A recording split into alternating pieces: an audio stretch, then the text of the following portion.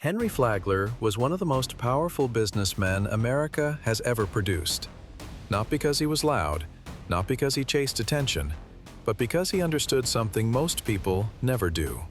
Power is not built by owning things. It is built by controlling systems. At the height of his influence, Flagler helped shape Standard Oil, one of the most dominant corporations in history. He turned swamps into cities, railroads into lifelines, and empty coastlines into some of the most valuable land in the United States. By the time he died, his fortune was measured not just in dollars, but in infrastructure, geography, and control. And yet, within a generation, much of what he built would collapse. Not because of war, not because of revolution, but because the people who inherited his empire didn't understand what it actually was. This is not a story about bad luck.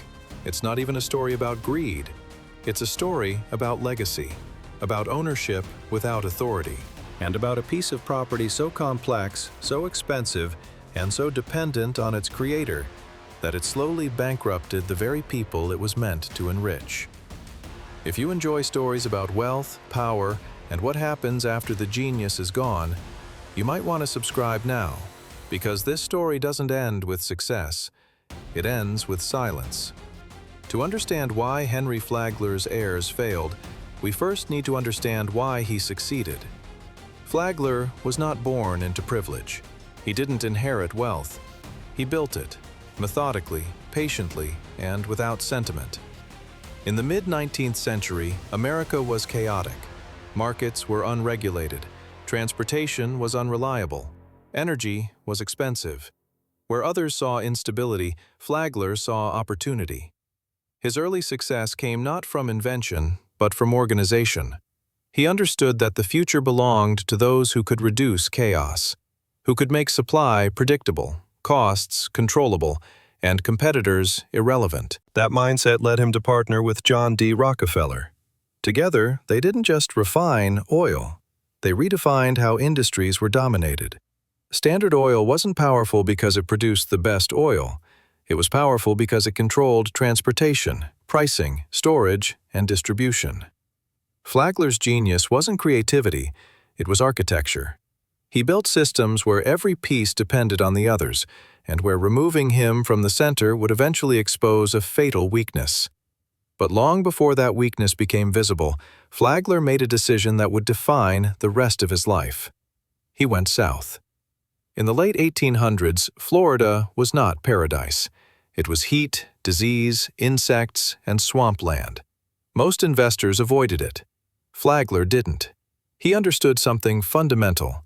Land doesn't become valuable because people want it. People want it because infrastructure makes it livable. So he didn't wait for Florida to develop. He developed it himself. Flagler railroads where none existed. He constructed luxury hotels before tourists arrived. He founded towns before populations followed. This wasn't speculation. It was controlled expansion. Every mile of railroad increased the value of his land. Every hotel created demand for transportation. Every new city justified another extension of the system. It was vertical integration, applied not to oil, but to geography. By the early 20th century, Henry Flagler wasn't just a businessman. He was Florida. And yet, beneath the surface, the empire carried a hidden cost. Unlike factories or refineries, real estate does not pause. It does not scale down gracefully. It demands constant attention. Hotels require maintenance, whether they're full or empty. Railroads require crews, whether trains are profitable or not. Property taxes arrive regardless of vision. As long as Flagler was alive, none of this mattered. He was the central brain, the final authority, the man who knew which losses were temporary and which investments would pay off decades later. But there was one thing Henry Flagler never truly prepared for: a future without himself. When he died in 1913, he left behind an empire that looked magnificent on paper. Miles of rail, prime coastal property, grand hotels that symbolized wealth and ambition. What he did not leave behind was a system that could survive his absence. And that is where this story truly begins. The empire Henry Flagler built in Florida was unlike anything America had seen before. Most fortunes of the era were concentrated in companies, factories, mines, stock.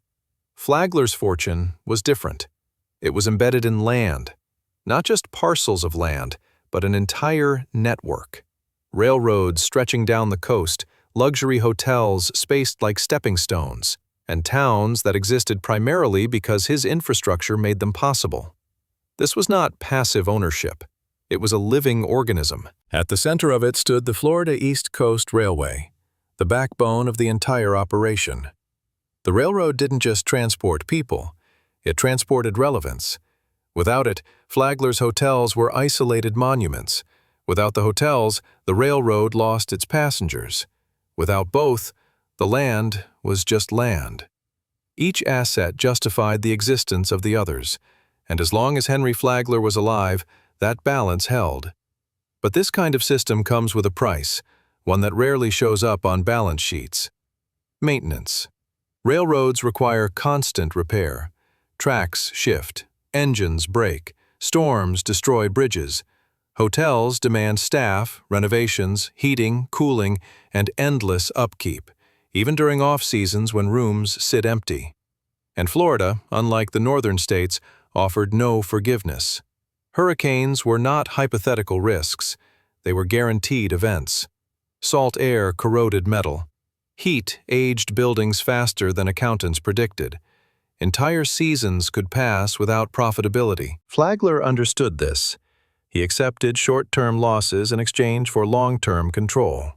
He knew that if he could hold the system together long enough, population growth would eventually make everything pay off. But there was one problem. This strategy only works when someone is willing and able to wait. Henry Flagler had patience, authority, and vision. His empire was structured around those three traits. What it was not structured around was succession. There was no independent management culture, no distributed decision-making, no clear mechanism for resolving internal disagreement. Everything flowed upward to Flagler. And that meant something dangerous. The moment he was gone, every decision became optional. Every loss became personal. Every delay became terrifying. The property he left behind was not simply valuable, it was demanding. It required confidence to operate at a loss, courage to reinvest during downturns, and the emotional distance to sell parts of the empire when they no longer made sense. These are skills that are learned over decades, not inherited through a will. To the outside world, Flagler's Florida assets looked like a dream. To those who would inherit them, they would soon feel like a trap. And the deeper problem was this. Henry Flagler didn't just build property. He built expectations. Cities depended on his railroad. Workers depended on his hotels. Entire local economies assumed continued expansion. There was no graceful exit. Selling would mean abandoning towns. Shutting down lines would mean collapse, not just financial, but social. Flagler had created something too big to fail, and too expensive to maintain without him. When he died, newspapers celebrated a titan of industry, a man who had reshaped a state. What they didn't see was the quiet, ticking clock inside his estate. The bills didn't stop arriving. The storms didn't stop forming. And the property didn't suddenly become simpler. Instead, it waited, waiting for heirs who would soon realize that owning an empire is very different from understanding it. And when they finally stepped into control, they discovered the truth Henry Flagler never had to face. This empire did not belong to them. They belonged to it. Henry Flagler's death did not create chaos overnight. There were no immediate sell-offs, no public panic, no visible collapse. On paper, everything looked stable. The railroad still ran, the hotels still opened their doors. The land was still there. But stability after a founder's death is often an illusion, because the real question is not whether the system continues, but who is now willing to make decisions when the cost of being wrong is personal. Flagler left behind a complex estate. His wealth was not concentrated in cash, it was locked inside assets, rail lines, real estate, hotels, and long-term projects that had not yet reached maturity. This meant one thing. His heirs inherited responsibility before they inherited freedom. They were not stepping into a portfolio, they were stepping into an operating machine. And machines do not pause for grief. The people who inherited Flagler's empire were not incompetent, they were not reckless, they were simply unprepared. Henry Flagler had built his fortune through decades of risk, failure, and control. His heirs had lived in the shadow of a man who absorbed uncertainty so completely that they never had to. They understood ownership. They did not understand authority. And there is a difference. Ownership is legal. Authority is psychological. Flagler had been the final word on every major decision. When losses mounted, he absorbed them. When storms destroyed infrastructure, he rebuilt without hesitation. After his death, that certainty vanished. Every decision now required consensus. Every risk required justification. Every loss felt like a personal failure. The estate was structured in a way that made bold action almost impossible. Selling assets would mean admitting the vision was flawed. Doubling down would mean risking the family's future on a strategy they did not fully believe in. So they did what many heirs do. They delayed. They maintained the appearance of continuity while quietly hoping the system would stabilize itself. But systems built on momentum do not survive indecision. The Florida East Coast Railway continued operating, but expansion slowed. Hotels remained open, but investment in modernization declined. Maintenance was performed, but only enough to avoid immediate failure. This was not neglect. It was hesitation. And hesitation is deadly in capital-intensive empires. Without Flagler's confidence, every hurricane felt larger. Every bad season felt more permanent. Every downturn raised the same question: how long can we keep doing this? And beneath all of it was a deeper, unspoken fear. What if we sell, and later regret it? Henry Flagler had never been afraid of regret. He trusted his judgment enough to accept its consequences. His heirs did not have that luxury. They had inherited assets they did not create, in a system they did not design, with a future they were expected to preserve. And slowly, the center of gravity shifted. The empire stopped being a vehicle for growth and became a burden that needed justification. The will had transferred ownership. It had not transferred vision. And without vision, even the greatest empires begin to decay, not through collapse, but through quiet erosion. By the time the heirs realized what they were facing, the question was no longer how to expand, it was how to survive. And survival would demand choices they were emotionally incapable of making. When empires collapse, people usually look for a single dramatic cause: a crash, a scandal, a war. Henry Flagler's empire failed for a quieter reason. It became too expensive to exist without the man who understood it. The first problem was scale. Flagler's Florida holdings were enormous, but they were also fragile. Railroads do not scale down easily. You cannot operate half a railway and expect it to remain profitable. Tracks must be maintained whether one train runs or 100. Hotels face the same problem. A grand hotel costs nearly as much to operate when half empty as it does when full. For Henry Flagler, this was acceptable.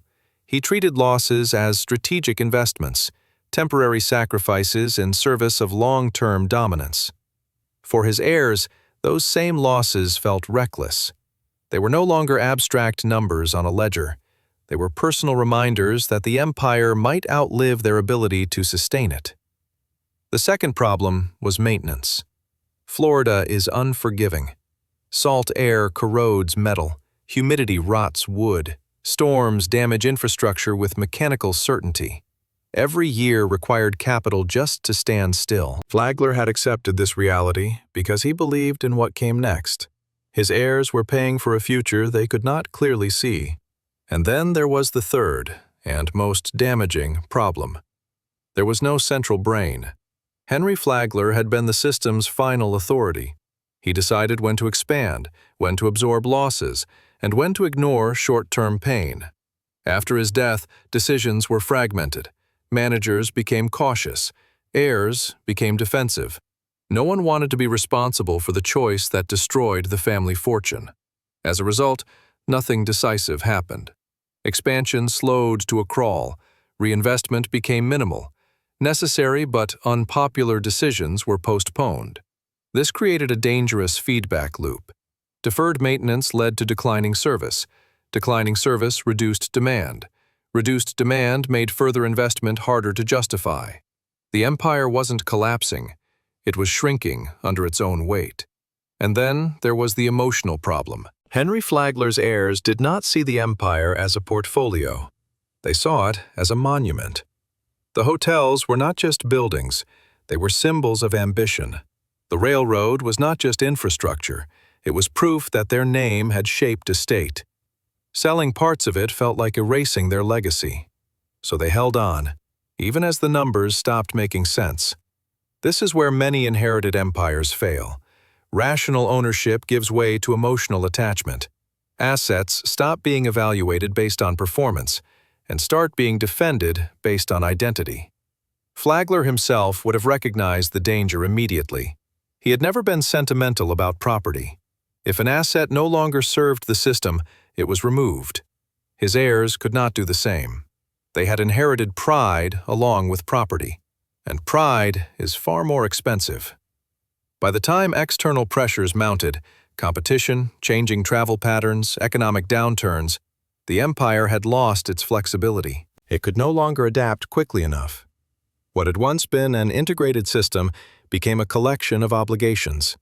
The railroads needed passengers, the hotels needed tourists, the land needed development, but none of them could justify their costs alone. Henry Flagler had once held everything together through sheer force of will. Without that will, the empire didn't explode, it sagged. And sagging structures do not inspire confidence. Banks grow cautious, investors step back, opportunities vanish. The heirs were now trapped between two impossible options: sell and accept the emotional cost of dismantling a legacy, or hold on and continue bleeding capital in the hope that circumstances would change. They chose to hold on, and that decision would define the final chapter of the story. The collapse of Henry Flagler's empire did not come with headlines. There was no single year when everything failed, no moment when the railroads stopped running overnight, no dramatic declaration of ruin. Instead, the empire faded, decision by decision, season by season. The first signs were subtle. Maintenance budgets were reduced. Upgrades were postponed. Expansion plans were quietly abandoned. On paper, these choices looked reasonable. In reality, they marked the beginning of retreat. The Florida East Coast Railway continued to operate, but without the aggressive reinvestment that had once kept it ahead of competitors. Tracks aged. Equipment lagged behind industry standards. The hotels, once symbols of luxury and confidence, began to feel dated. They still opened their doors each season, but fewer guests arrived. Tourism patterns were changing. New destinations emerged. Transportation evolved. Flagler's system had been designed for a specific future, one he had anticipated correctly, but one his heirs no longer controlled. As revenues declined, debts became harder to ignore. Property taxes did not shrink with ambition. Insurance costs rose with every storm. Repairs became unavoidable. Eventually, selling assets was no longer a philosophical debate. It became a necessity. At first, the sales were strategic. Peripheral land, non-core holdings, pieces of the empire that could be justified as excess. But selling parts of an integrated system creates its own problems. Each sale weakened the structure. A piece of land sold meant fewer reasons for development. A reduced service area meant fewer passengers. Fewer passengers meant less revenue to support the remaining infrastructure. The empire was being dismantled in fragments, not because it was planned, but because it was the only way to survive. And survival came at a cost. Control slipped away. Banks demanded guarantees. Buyers dictated terms. The heirs were no longer negotiating from strength. What had once been a self-contained system was now exposed to market forces it had been built to avoid. The emotional toll was heavy. Every sale felt like an admission of failure. Every compromise felt like a betrayal of Henry Flagler's vision. But the truth was harsher. The vision had already died. What remained was responsibility, and responsibility without authority is suffocating. By the time the heirs fully understood this, their options were gone.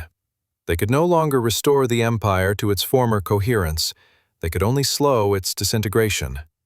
The properties that once defined Florida's future were now reminders of a past that could not be maintained. The empire had not collapsed under external attack. It had dissolved under internal weight. And when the end finally came, it was quiet. No crowds, no ceremonies, just closed accounts, transferred deeds, and systems that no longer belonged to the people who had inherited them. Henry Flagler had built something that required constant belief. When belief disappeared, money followed.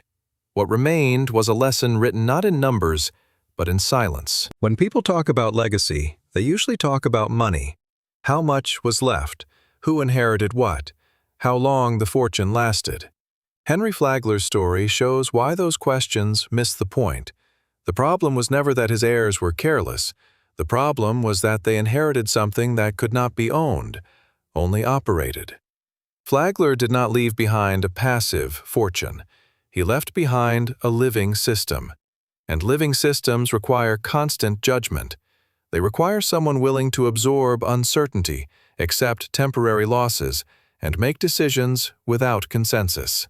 Henry Flagler had done that instinctively. His heirs could not. They inherited assets without inheriting the mindset that made those assets valuable. The property that bankrupted them was not cursed. It was not flawed. It simply demanded a level of conviction that no longer existed. This is why so many empires fail after their founders die. The vision that created them is personal. It cannot be written into contracts. It cannot be divided among heirs. And when that vision disappears, what remains is weight. Weight in the form of maintenance. Weight in the form of expectation. Weight in the form of history. Henry Flagler built a future, but he never built successors. His empire survived him only briefly, not because it was weak, but because it was too dependent on the man who imagined it. In the end, the lesson is simple. Ownership is not power. Vision is. And without vision, even the greatest fortunes become liabilities. If you want more stories about empires, ambition, and the mistakes that follow success, subscribe. History is full of fortunes that survived their creators and destroyed everyone else.